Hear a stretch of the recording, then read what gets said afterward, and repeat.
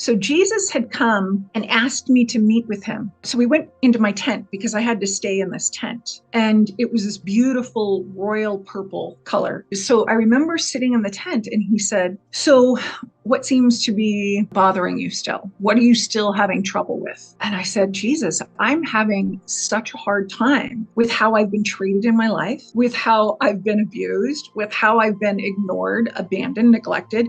I said, look, I don't know how to be okay with this. Now, all of you in Temple said from God on, they all said acceptance is synonymous with love. And I said, and I'm trying. I just don't know how to incorporate the acceptance of this still. And Jesus looked at me and he said, okay, well, I want you to think about every circumstance that you've experienced in your life. He said, these are children. Each one is a different child. Knowing this, what would you do to those children? Immediately I responded, evict them, get them out. I said, they're old enough. They can move out on their own. And he smiled and he kind of chuckled and he goes, okay, we need to talk about this more. So he explained how each child had been neglected. Each child had never been nurtured. Each child was in pain, whether it be emotionally, at times physically, spiritually for sure, and psychologically. And so after he gave me more of a talk, he said the same question. He said, okay, now that you hear it like this, what each child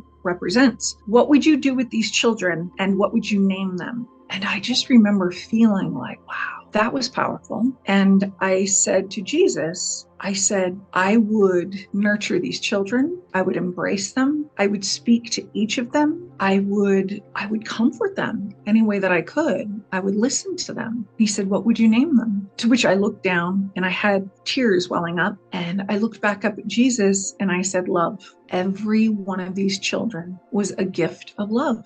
And he said, you're starting to understand. He said, good. So that was such a powerful moment.